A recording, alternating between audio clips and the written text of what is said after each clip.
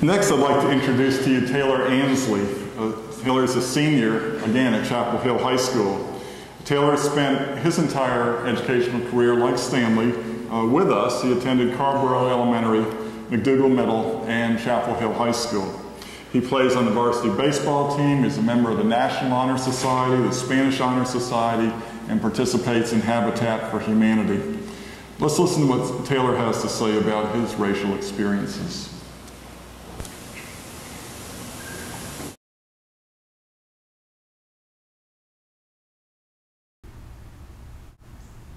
I'm Taylor Ansley, and I'll be a senior at Chapel Hill High School. This is my poem, To Grow Up.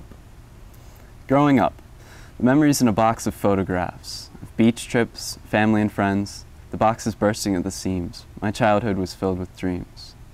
Growing up, telling Mom when my brothers were mean, and always being convinced that a shiny penny beat a dull dollar. Growing up, not knowing where I come from, only where and who I am and what I hope to be. Yeah, you can call me white, say I'm blind. I don't experience your problems. I can't read your mind. Because what I am is solely based on my reality, when in reality, there's a lot I'll never see. I may never know what it's like to be suspect, to be followed, called a thug, see an empty cab pass me by. By ignoring my ignorance, I've always lived guilt-free. Now I've come to realize what goes on behind the scenes. Just for you to be black, to be Asian, to be different, to realize that I don't know everything. It's just part of growing up.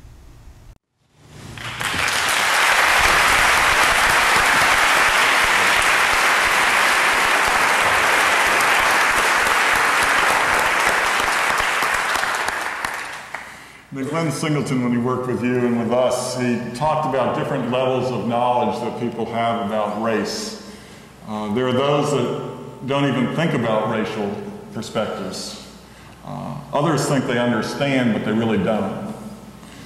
Some have come to realize how little they know about what life is like for people in other racial or ethnic groups.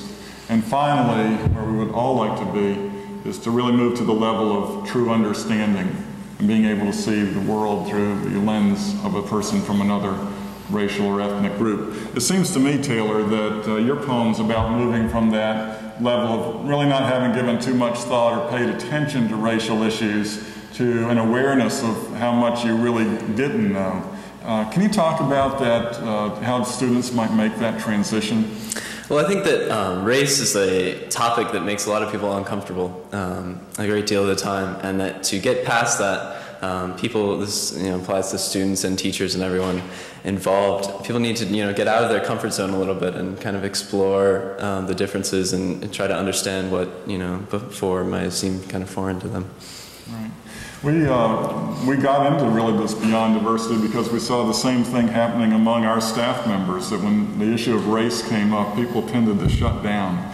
And so I think the same thing does happen among students, and rather than perhaps many more workshops, just students becoming comfortable with each other and learning from each other and staff learning from each other, we would move a long ways in the right direction. Mm-hmm. Taylor, you've had a number of teachers who've influenced your life.